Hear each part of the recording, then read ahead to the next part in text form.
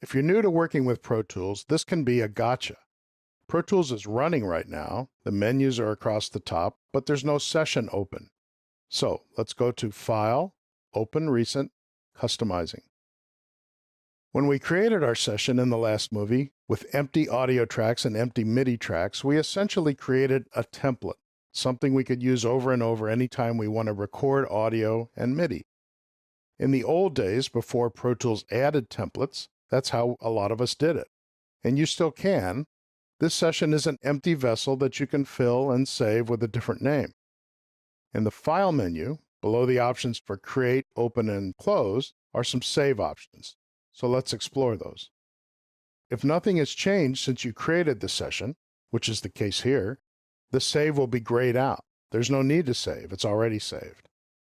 If we create an audio track, let's do that with the Track menu, then we see that we have made a change and we can update the session document. If you're not a regular saver, try and build that into your workflow. When you save, you're overwriting the main session data file for this session. If that troubles you, then you can save as. I work in advertising doing music and sound design, and when I start a job, I create a session file. I work on it and I save it, and I present that to my client. Let's say they love part of it, and at bar 10, they say they want me to try something new. So I do, but I don't overwrite the first thing I sent. First of all, it's a tiny file as files go, and not taking up a lot of space. Second, it has a timestamp on it, so if the client says something like, "We kind of really like what you did last Tuesday." Now, if my answer to that is, "I have no idea what I sent you last Tuesday, that first one is gone," that's probably my last job for that client. So save as version 1, 2, 3, or by Tuesday morning, Tuesday night, or whatever naming convention works for you. I use the date in numerals. But whatever you use, the point is, it's okay and actually very smart to have multiple session files for a project. Save copy in.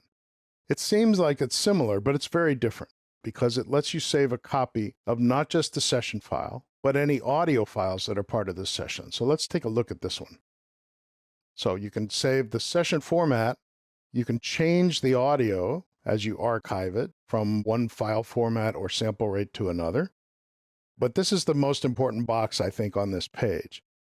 If you don't check this box, then you're saving the session data, which is basically the same as saving session as. If you do check this box, you'll be copying any audio files that have a part in this session. Now that also applies to movie files and plugin folders and the rest of the stuff that's listed here. This is kind of a way of cloning your session onto a different device. I have a friend who has not updated Pro Tools in many years. So for him, I have to send him a legacy version of the session, and I can go back to Pro Tools release 5.1. That's as far back as they'll let us go. So if I do that, and I go to the desktop where this session is, and save it, Pro Tools says, well, if you're going to do that, the following things are going to happen. And there's quite a list here.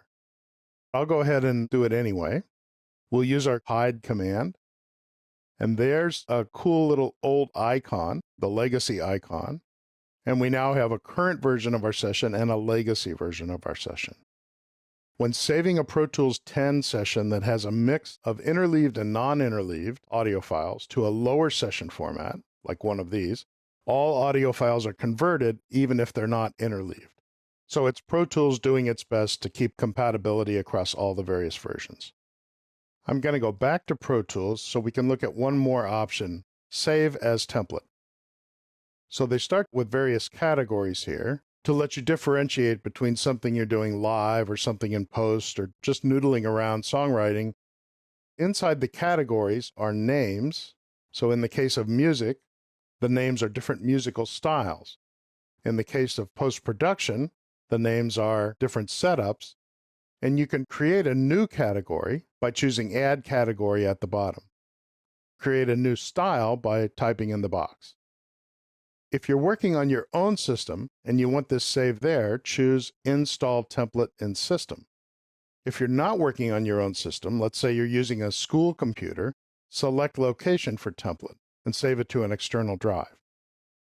A template is a .ptt file that's different from the regular session file, and when you open a template, ProTools will create a session, and this process is just like creating a new session from scratch. You still get to choose your file type, sample rate, everything else you choose, and where you're saving your session.